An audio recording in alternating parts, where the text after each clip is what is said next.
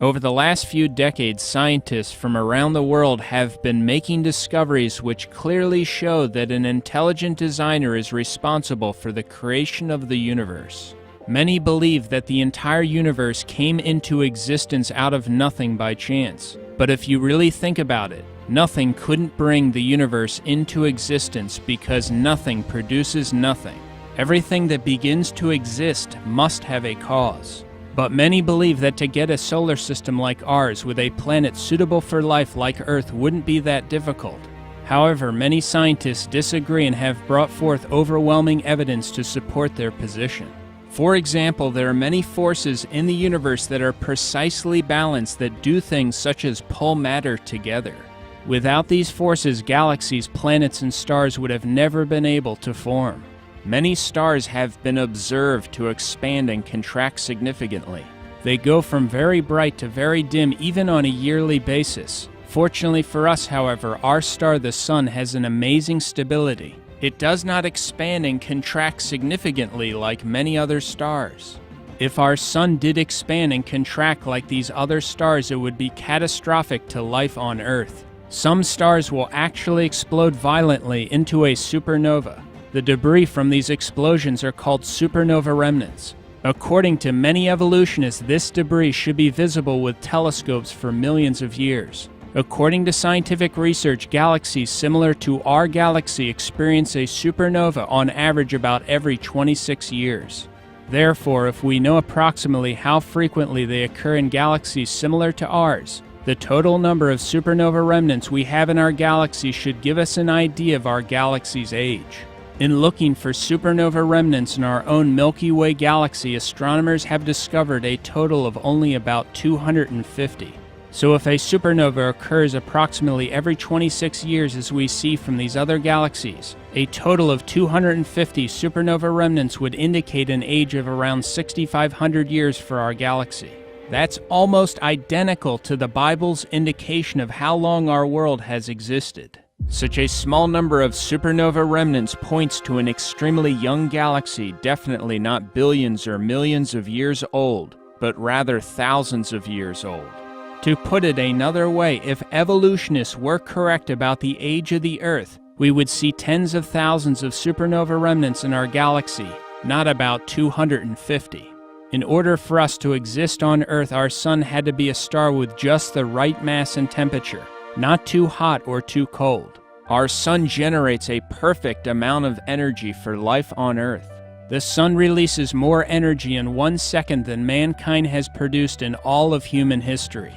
If we were to experience a drop in the Sun's energy by only a few percent, all the oceans would freeze. The Earth is the correct distance from the Sun. If the Earth were slightly closer to the Sun or farther away, it would be too hot or too cold for life to exist. The size of Earth is also right, not too big and not too small. We also fortunately have the right size moon, primarily responsible for regulating the tides on Earth. These are just a few examples from a long list of factors that need to be just right on both the cosmic level and Earth's local level, in order to have a planet that could support life. In many cases, if you even slightly altered these precisely balanced factors, life would be impossible on Earth. On Earth, many different forms of life are completely dependent upon each other. Examples are insects and plants such as bees and pollen-bearing plants. If either the plants or bees evolved before the other, they would have not survived. Therefore, they must have come into existence at the same time. The Earth's ocean basins and atmosphere have just the right mixture and balance of gases. If these gases were changed in any way, animal life and vegetation on Earth would die. Evolutionists have no explanation for why the Earth, unlike other planets, has such an incredible amount of water. We also have a planet that is rich in oxygen. If our current 21% oxygen level were just a few percent higher, our atmosphere could become completely unstable and explosive. Earth has a magnetic field. Without this field, the solar wind would blow our atmosphere away. Earth's atmosphere blocks harmful sunlight, while at the same time it allows sunlight that is useful for life. Plants require large amounts of sunlight to exist, and a human being's richest source by far for vitamin D is sunlight. When sunlight hits the skin, vitamin D is produced by the body. A lack of vitamin D has been directly linked to many health problems. The Earth's atmosphere also happens to be transparent. This conveniently allows us to view other planets, stars, and things like eclipses. A total solar eclipse is only possible because the sun is 400 times larger than the moon and is about 400 times farther away from the Earth. The result is that during a total solar eclipse from Earth, the sun and the moon appear to be the same size, creating a perfect match. And it is only because of these total solar eclipses that we have been able to make scientific discoveries that otherwise could have never been made. Evolutionists believe that the sun, earth, and moon formed when our solar system came into existence about 4.5 billion years ago. But the moon is moving farther away from the Earth each year. So if the moon were too far away or too close to the Earth at the time humans existed, observers on Earth would never see the event of a total solar eclipse. Thus, according to evolutionists, the incredible total solar eclipse spectacle could only be seen in a tiny window of time in the solar system's existence. Isn't it interesting that humanity happens to exist on Earth during the very period of time when we could witness the event of a total solar eclipse? Another major problem for evolutionists is that the moon would have been extremely close to the Earth in the past. In fact, the moon would have gotten so close that it would have hit the Earth in far less time than 4.5 billion years ago. Evolutionists claim that our solar system emerged from a cloud of swirling dust. Therefore, the composition of the various planets and their temperature should be similar to one another, but they are not. Those who adhere to the Big Bang Theory actually believe that all matter in the universe was originally concentrated in something much smaller than a pinhead. Then it exploded, expanded, and the ordered system of things we see today came out. However, there are big problems with the Big Bang Theory. First, if you concentrated all the mass in the universe in that much smaller than a pinhead starting point, there would have been so much gravity there that nothing would be able to escape it. Second, explosions don't produce order, they destroy order. So it would be impossible to have an almost endless number of ordered things emerge from an explosion. Also, if a Big Bang exploded everything, the planets and moons would be spinning in the same direction based upon a law called the conservation of angular momentum. But we have moons and planets spinning both forward and backward. Comets are also estimated by evolutionists to be billions of years old. Comets frequently collide with planets and the sun. Comets are called dirty snowballs because a significant part of a comet is made up of ice. When comets travel in space and move closer to the sun, they begin to lose mass as they are burned up by the sun. Therefore, comets could only last maybe 10,000 years before all of them would be burned up. Interestingly, other things that could only last around 10,000 years are soft tissue, blood cells, and DNA. Yet all these things were recently found in dinosaur bones. This shows that dinosaurs existed thousands of years ago, not 65 million years ago as evolutionists claim. Another huge problem for evolutionists is the Earth's current human population number of 7.3 billion. How long would it take to go from 2 humans to 7.3 billion humans? It actually wouldn't take that long. In recent history, the yearly growth rate average hit its highest mark in 1963 with a growth rate of 2.19%. The world population is currently growing at about 1.14% per year. But if we started with 2 humans, how long would it take to reach our current 7.3 billion humans using, say, a 2% yearly growth rate? The answer is that it would only take about 1,100 years. Since evolutionists believe that we have been on Earth significantly longer than 1,100 years, why don't we have a dramatically higher number of people on Earth? Also, where are all the bones or graves, considering that almost all people throughout history have buried the dead? Some may still try to convince themselves that getting an incredibly special planet like Earth was just an accident, in which everything occurred in exactly the right way. But even if someone believed this, how would life begin on Earth when it is a fact that life can't come from non-life? All living things on Earth are made up of cells, so what are the chances that even a first cell could have accidentally formed? About 150 years ago, when Charles Darwin was alive, the cell was considered to be something like a simple, unsophisticated microscopic blob of jello. As a result of recent discoveries, however, we now know just how amazingly complex these extraordinarily small cells are. The adult human body contains 100 trillion cells of various sizes. 10,000 average-size human cells could fit on the head of a pin, and every single cell contains information equivalent to about 4,000 books. The information for all the cells in one adult in book form would completely fill the Grand Canyon more than 75 times.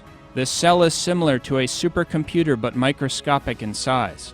The cell could also be viewed as an amazingly miniature city, with an elaborate network of connected assembly lines with numerous molecular protein machines, carrying out different tasks which make the cell work. For example, in the cell there are little molecular trucks that travel over microscopic highway-like structures carrying materials around the cell. One example of a molecular machine in the cell is the flagellar motor that some bacteria use to swim. It is a molecular rotary motor that has a whip-like tail that can operate at up to 100,000 revolutions per minute. This is a picture of the flagellar motor magnified more than 50,000 times. It is 1/100,000th of an inch long. 8 million of these tiny motors would fit inside the cross-section of a human hair. You can see the details of its construction. It is made up of 30 different protein parts.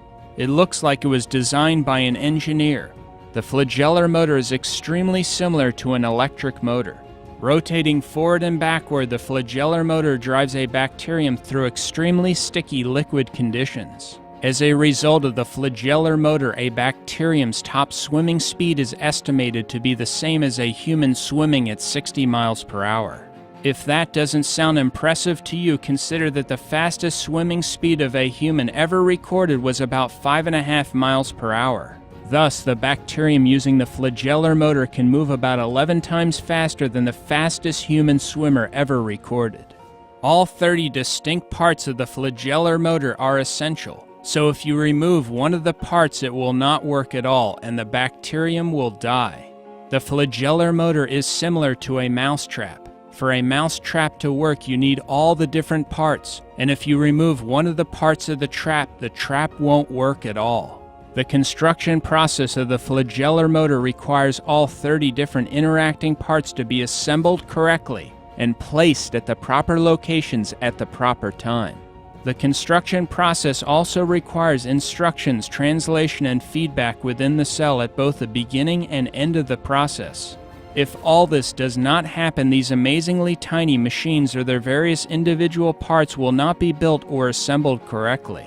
But how would these numerous microscopic machines or parts know where to go and how to build things correctly in an evolutionary system? They wouldn't. It would be impossible. These facts refute and eliminate Darwinian evolution, which is, by definition, a blind, undirected process without either plan or purpose. Cells are mostly made up of proteins. A typical cell uses thousands of different kinds of proteins. To get even the simplest cell would take at least 600 different protein molecules. Proteins are made of amino acids. A single functioning protein is typically made from a chain of between 50 to 1,000 amino acids. Some proteins require a chain of thousands of properly sequenced amino acids. Every time a new amino acid is joined to a chain, it must form a chemical bond called a peptide bond in order to successfully join with the other amino acids in the chain. Left-handed and right-handed amino acids are produced with about the same frequency, but only left-handed amino acids can be selected for use in a chain to make a protein. Evolutionists do not have any idea why proteins only use left-handed amino acids. Every amino acid in the long chain also has to be a specific amino acid. There are 20 different types that can be selected, and they need to be placed in the correct order in the chain in order to form a protein. The amino acids are placed in the exact right order because of a molecule in the cell called DNA. DNA could be described as a master blueprint, information code, or special language that uses a 4-letter chemical alphabet. The chemical letters or code in DNA are the set of instructions for the cell's machines on how to correctly assemble amino acids in chains to build proteins.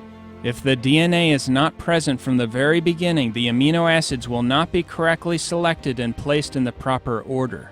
As a result, a protein will never form and the cell will not survive. DNA can't function without at least 75 pre-existing proteins, but proteins are produced only by DNA. Since each needs the other, they must have come into existence at the exact same time by God. This fact eliminates evolution. A DNA fiber is only about 2/millionths of a millimeter thick. While DNA is not thick and is incredibly small, it is extremely long when uncoiled. In fact, if the DNA in just one of your cells were uncoiled, connected, and stretched out, it would be over 7 feet long. It would be so thin that its details could not be seen even under an electron microscope. If all the DNA in your body were placed end to end, it would stretch from here to the moon more than 500,000 times. If you took a set of DNA from every person who ever lived and placed it in a pile, it would weigh less than an aspirin. Yet the information storage density of DNA is many times greater than the most advanced silicon computer chip.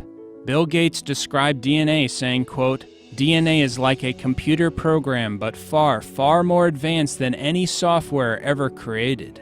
But having the complex DNA instruction program is not enough by itself. Other things in the cell must be able to understand and use DNA's information program. In other words, the highly complex DNA program is actually worthless unless you also have a system inside the cell that can understand the DNA language. To understand this better, imagine that DNA is a complex CD or DVD disc. But if you don't also have a machine or system that can read, understand, and utilize the information on the disc is worthless. Therefore, other things in the cell need to understand and be able to use the DNA information program in order to build things correctly. If not, the cell will die. DNA is able to make an identical copy of itself. God also programmed DNA to detect and correct errors. There are special proofreading protein machines that constantly travel up and down the DNA molecule looking for any errors requiring correction. If any problems are detected, repairs are made immediately. This whole process is incredibly complex. The information contained in DNA proves that life doesn't just consist of matter and energy. It also contains information. Information can only come from an intelligent source that put the information there. Another function of DNA is that it is the program that God uses to build what you look like, your hair color, your height, etc. As mentioned earlier, each adult human body has about 100 trillion cells, but at your conception you were only one cell. Incredibly, you began your existence no larger than the head of a pin. Yet all the complex information that physically defined you and every organ in your body was there, contained in that one cell. Within 1 month of your conception, your eyes, ears, and lungs developed. Billions of new cells formed and your size increased by over 10,000 times. Shortly after the first month, the speed at which you were rapidly growing slowed down dramatically. If it didn't slow down and your speed of growth stayed the same, you would have weighed 3,000 pounds at birth. After 2 months, you were only 3 to 4 centimeters long, still small enough to fit inside a walnut shell. There is no evolutionary explanation for the incredible complexity involved in conception and birth, or even a reason for reproduction itself. Evolutionists believe the amazingly complex, radically different yet complementary reproductive systems for all the different kinds of life happen to develop by chance, completely and independently at the same time. Just a slight incompatibility in one of the two systems would make both reproductive systems useless, and life would become extinct. Also, how would reproduction have happened in the beginning if there only had been a male and not a female? How would reproduction occur without reproductive systems or organs before they, quote, evolved? According to evolutionists, humans evolved from land creatures which evolved from fish. But how would the first fish make it onto land and survive out of the water? How did the animals and human beings survive without having organs, limbs, and other things critical to life as these things were, quote, evolving? Also, not one transitional fossil has ever been discovered that shows one kind of animal evolving into another kind of animal. And the so-called missing link fossils, which some use to argue that apes evolved into human beings, have all been shown to be fully ape, fully human, or fake. Evolutionists also have no explanation for consciousness or for the origin of the immune system. For example, white blood cells attack bad bacteria in our body. White blood cells will actually search out and chase down bad bacteria on seek and destroy missions. In order to do this, they must have the programmed information that enables them to tell the difference between friend and foe. Unless all of this was in place and working from the beginning of life, a requirement that rules out evolution, bacteria and other agents of disease would have won, and we would not have survived.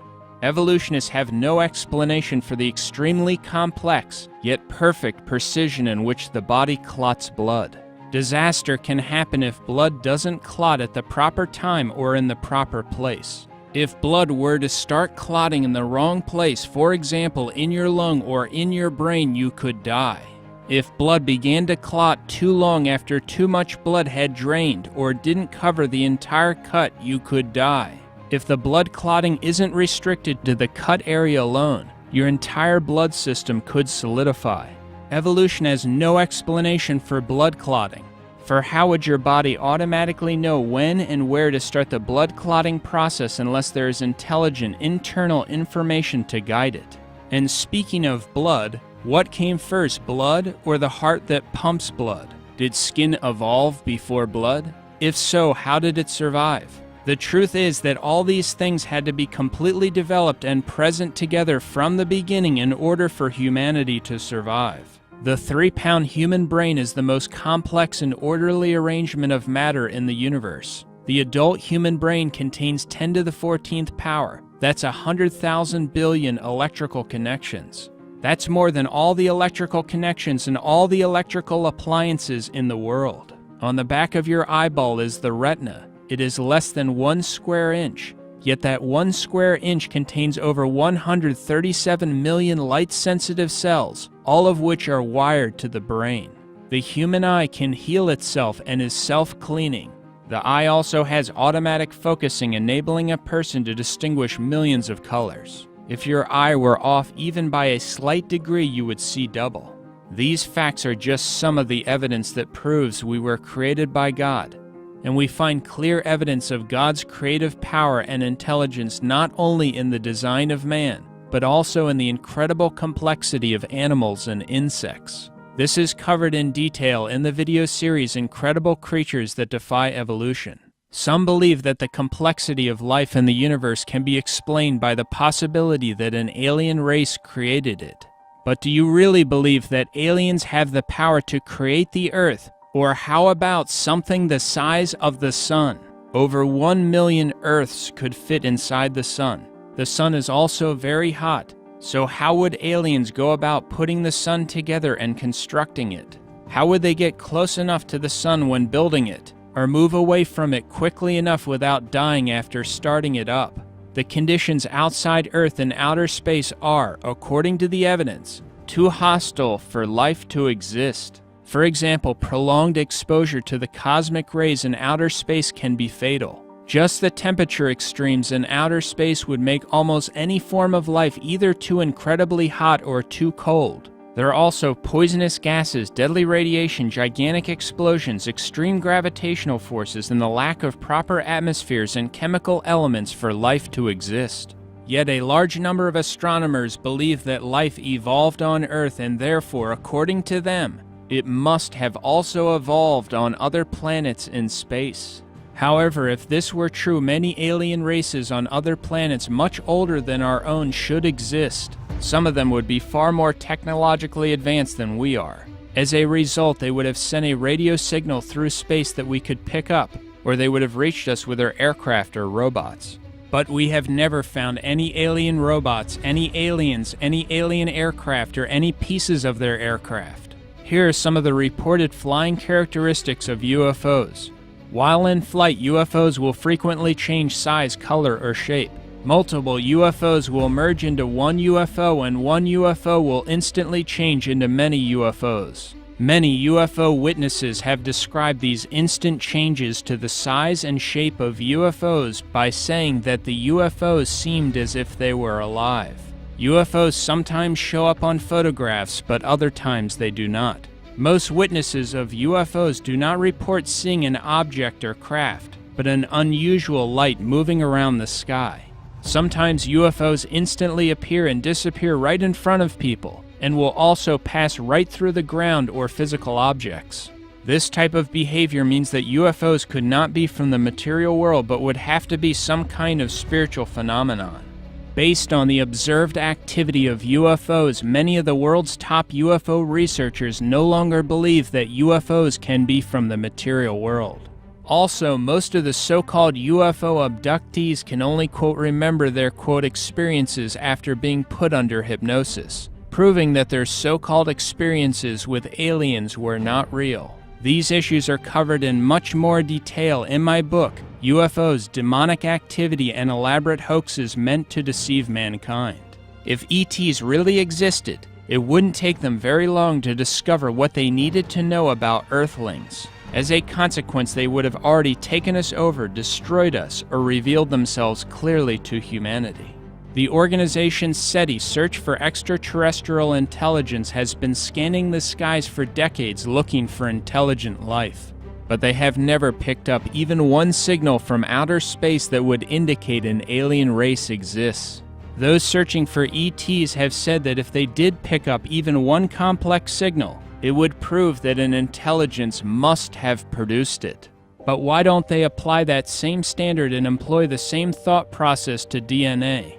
If they did, they would realize that the complex information in DNA proves that an intelligence put it there. Because whenever you find complex information, it is always traced back to a mind. For the best book refuting the theory of evolution from all aspects of science, including the scientific evidence of a global flood, see Dr. Walt Brown's book In the Beginning. Another interesting DVD is called Intelligent Design: Unlocking the Mystery of Life. For another video that discusses creation, see my video Creation and Miracles, condensed version.